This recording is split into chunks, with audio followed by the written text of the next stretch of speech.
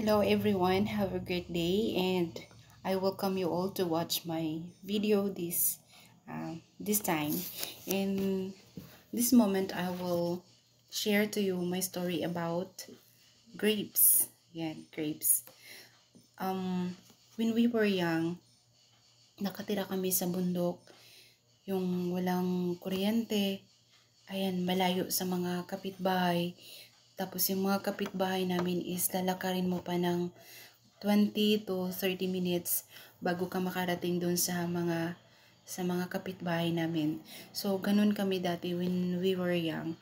So, my experience about grapes is, nung bata pa kami, during December, yan, December 20 to New Year, yung mother namin bibili ng grapes. Ayan, this kind of fruit. So, since wala ito sa Mindanao, wala ito dito dun nga sa amin dati, si mama, every December, bibili siya ng grapes. Since talaga bata kami guys, yung mother bibili ng grapes na 1/4 kilo lang sa, ano, sa sa sa grapes na binibili niya. Since wala kaming pera, dahil sila mama nga farmer lang silang dalawa ni papa, and then we are 9 siblings in the family. So ang hirap talaga guys, maging mahirap, yun po yun. Tapos yun nga, na-experience namin na kakain kami ng grapes since yung binibili ni mama is para sa handa niya sa Christmas until New Year. So, ang ginagawa niya guys, itong isang piraso ng grapes, ang ginagawa niya para lang makatikim kami is, hahatiin to ni mama sa amin para makatikim kami nito. And then, ang hirap nga lang talaga isipin, no, na kung mahirap nga talaga ang buhay.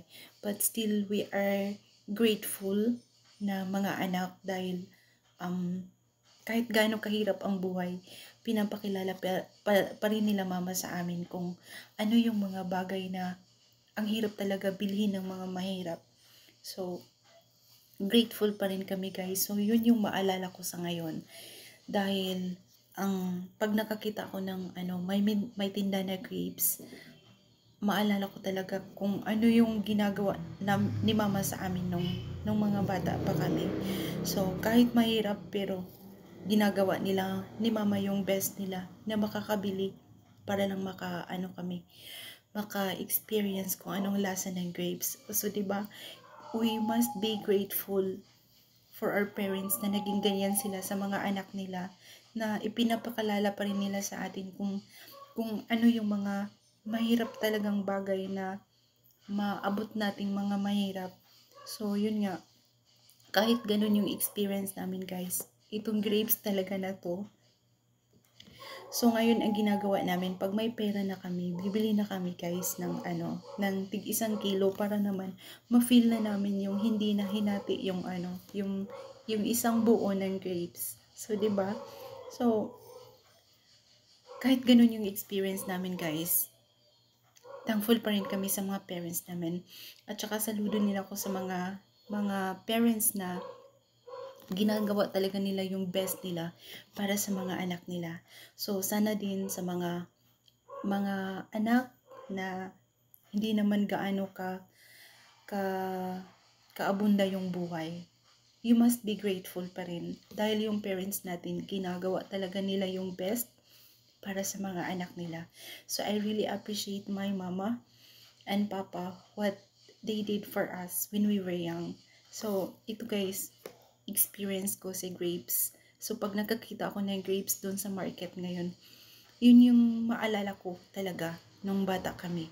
So, maraming salamat sa mga parents namin na pina-experience sa amin kung ano yung mga bagay na matikman namin kahit mahirap lang sila. Mahirap lang kami dati. So, yun guys. Kaya ko siya sinishare guys para din magiging inspirasyon ng ibang mga kabataan na kahit gaano man kahirap ang buhay, dapat talaga tayong magsumikap O ngayon guys, meron na kaming trabaho. Hindi man kami lahat nakapagtrabaho dahil hindi kami lahat nakapagtapos, kaming siyam. But still, I am grateful to my parents na sila yung nagiging inspiration sa amin. That they push us to study para para maiangat yung buhay namin. So, hindi man masyadong bongga ang buhay namin ngayon, pero ito nga, sa kabila ng isang pirasong grapes na hinahati sa amin dati, ngayon makakabili na kami ng 1 kilo. So, be proud of that. Mahirap pa rin kami guys, pero I'm still grateful for my parents.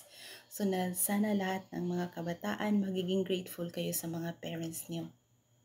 Yun lang po at maraming salamat po sa pag-watch ng aking video. I hope you like it and share my video. Please support me po on my channel and thank you so much po for watching this. God bless. Have a great day and bye.